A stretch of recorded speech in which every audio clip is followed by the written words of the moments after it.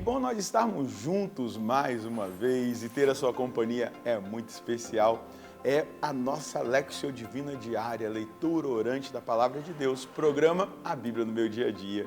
É muito especial poder parar um tempinho diante da Palavra para ouvir a voz de Deus. O Deus que fala, o Deus que se revela, o Deus que apresenta a nós caminhos muito diretos, pontuais, certeiros, para o nosso crescimento espiritual, para o nosso amadurecimento como homens e mulheres de Deus. Estamos já na retinha final do primeiro livro de Samuel, uma riqueza imensa de perceber como a palavra, o texto literal nos abençoa e ilumina a nossa caminhada e também a oportunidade que nós, a partir do texto literal, podemos fazer como leitura espiritual da palavra. E aí, quero convidar você nesse momento a abrir o seu coração e a junto comigo pedir o Espírito Santo para que ele, o Espírito de Deus que inspirou os agiógrafos, aqueles que escreveram as Escrituras, nos inspire no texto bíblico que nós iremos estudar. No nome do Pai, do Filho e do Espírito Santo. Amém. Vinde, Espírito Santo, enchei os corações dos vossos fiéis e acendei neles o fogo do vosso amor. Enviai o vosso Espírito e tudo será criado e renovareis a face da terra. Oremos, ó Deus que instruíste os corações dos vossos fiéis, com a luz do Espírito Santo, fazei que apreciemos retamente todas as coisas segundo o mesmo Espírito e gozemos sempre da sua consolação, por Cristo Senhor nosso. Amém. Quero convidar você a pegar a sua Bíblia e também o seu caderno. É uma estratégia do que o Padre Jonas nos ensinou no método, a escrita, marcar a Bíblia, se um versículo te tocou, você marca ali na Bíblia e também escrever, porque isso nos faz assimilar aquilo que nós estamos apreendendo da palavra. Anota aí o texto, 1 Samuel, capítulo 27, versículos de 1 a 12. 1 Samuel, capítulo 27, versículos de 1 a 12. Vamos ler juntos o texto e depois meditar. Disse Davi consigo mesmo: qualquer dia vou perecer nas mãos de Saul. Não é melhor que eu fuja e me ponha a salvo na terra dos filisteus? Assim Saul perderá a esperança e deixará de perseguir-me por todas as regiões de Israel, e eu escaparei de suas mãos. Davi se pôs a caminho e partiu, levando 600 homens consigo, e foi ter com Aquis, filho de Maoque, rei de Gate. Ficou morando junto a Aquis em Gate, ele e seus homens, cada qual com sua família. Davi morava aí com suas duas esposas, Aquinoã de Israel e Abigail, mulher de Nabal de Carmel. Quando Saul foi informado de que Davi fugira para Gate, desistiu de persegui-lo. Davi disse a Aquis: se encontrei graça a teus olhos, seja-me dado um lugar para eu habitar em uma das cidades desta região, porque permaneceria o teu servo morando contigo no palácio real. No mesmo dia, Aquis deu-lhe a cidade de Ciceleg. Por isso, Ciceleg pertence aos reis de Judá até hoje. Davi permaneceu no território dos filisteus 1 ano e 4 meses. Davi e seus homens saíram e faziam incursões entre os Gessuritas, os Gessitas e os Amalecitas, povos que habitavam a região que vai de Telém, da direção de sul, até a terra do Egito.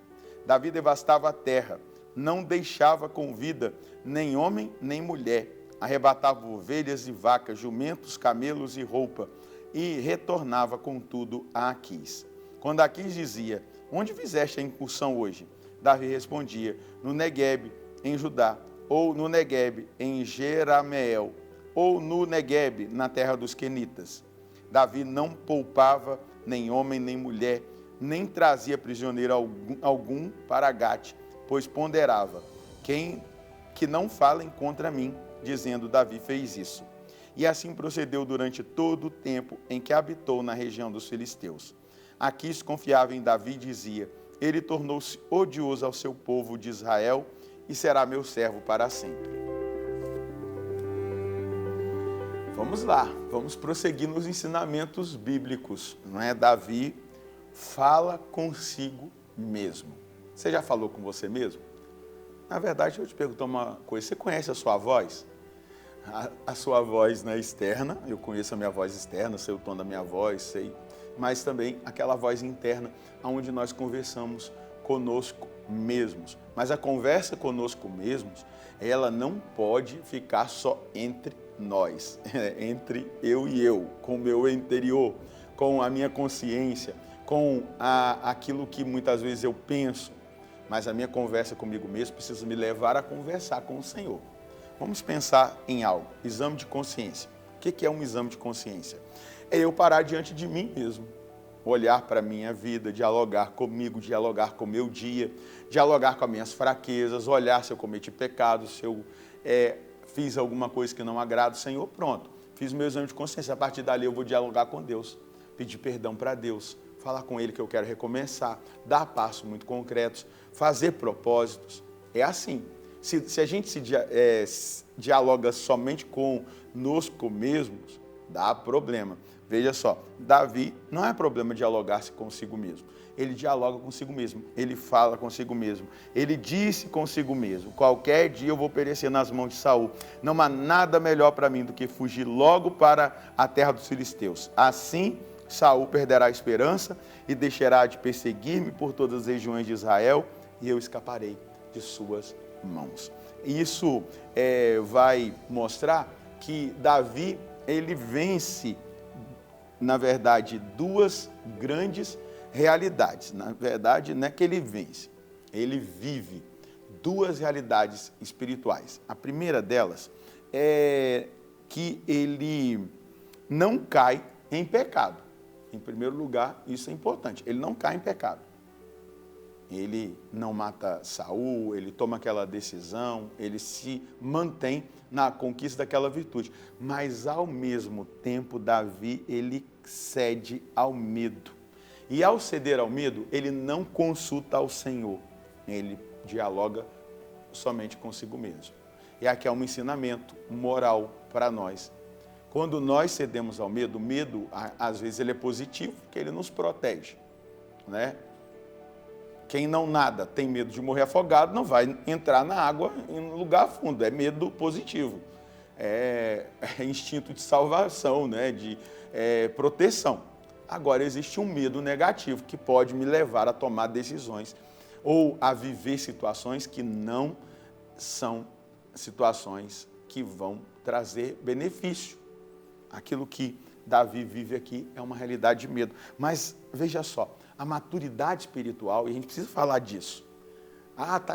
Já chega de gente com mimimi, já chega de gente com ferida que não trata, que não busca, já chega de gente medrosa que não vai atrás da oração, da palavra, de uma direção espiritual para vencer esses medos. A maturidade espiritual, ela é uma dimensão importante da nossa vida que deve ser planejada, deve ser buscada, mas ela não ilumina o risco do desalento. O que acontece com Davi? Ele está em estado de desalento, especialmente quando a perseguição ela é longa e, não é?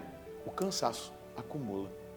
A batalha espiritual que você possa estar enfrentando, longa, uma oração que você tem feito diante de uma situação, uma luta para vencer um vício.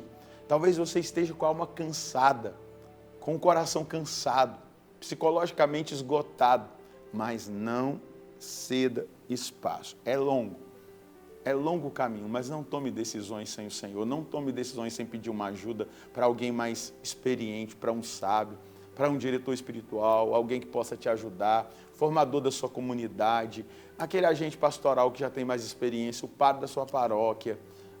Por quê? Geralmente, deixa eu dizer para você, o espírito de Jezabel, ele não mata o profeta com a espada. Jezabel não mata, vamos olhar lá para Elias, Elias com a espada. Ela tenta matá-lo com o cansaço emocional, com o esgotamento emocional e espiritual. E Elias vai pedir até a morte. Eu estou com saudade do meu pai, da minha mãe, eu prefiro morrer. Ele esgotou-se. Às vezes o combate espiritual, a perseguição, a luta espiritual, ela é longa. E aí a gente vai precisar de muita oração, de muito sacramento, confissão, de ajuda, talvez até de especialista, se você está num nível psicológico afetado, mas você não pode viver a partir do desgaste, não é? Escolhas erradas. Davi foi lá para uma região pagã, mas Deus não abandonou. Mas ele ficou ali 1 ano e 4 meses fora da terra prometida, fora do lugar sagrado, para estar no meio dos pagãos, até mesmo. Olha o final, como que aqui estava achando que ele agora seria servo dele para sempre. Porque Davi foi para um lugar que não era direcionado por Deus, mas Deus não abandonou, ele não pecou. Deus cuidou dele, ele era o escolhido, você é escolhido, nós somos escolhidos, batizados, fomos chamados a seguir o Senhor. Então, tome muito cuidado. Esse é o ensinamento que a palavra nos traz. Qual é a mensagem que nós podemos colher hoje? O caminho de maturidade espiritual passa por altos e baixos. E entendendo isso, precisamos viver a vigilância do coração e dos pensamentos, pois existem combates espirituais contra vícios, pecados, situações familiares, no trabalho e até mesmo na igreja, que podem nos desgastar e nos levar a decisões que não passaram pelo coração de Deus. É chegado o tempo da decisão. Tudo deve passar pelo coração de Deus na oração. E então só faremos o que Ele disser. É fácil isso? Não, não é fácil não, é exigente, porque a gente precisa afinar o nosso relacionamento com Deus, afinar a nossa escuta, para não ficar escutando somente a nossa voz, a voz do nosso medo, a voz da nossa fraqueza, a voz dos nossos vícios, e assim agradar somente a Deus. Vamos rezar? Senhor, eu quero agradá-lo em todos os momentos, e por isso, apesar do desgaste, apesar de muitas vezes, Senhor Deus, o combate ser intenso, a luta ser intensa, eu não quero, no diálogo comigo mesmo, parar nas minhas limitações e fraquezas, mas eu quero dialogar com o Senhor e fazer única e exclusivamente a sua santa vontade, porque a sua santa vontade é capaz de me fazer feliz, é capaz de me levar no lugar certo, para viver aquilo que é certo. É exatamente isso, meu irmão, viver o que é certo, fazer o que é certo, estar onde Deus quer.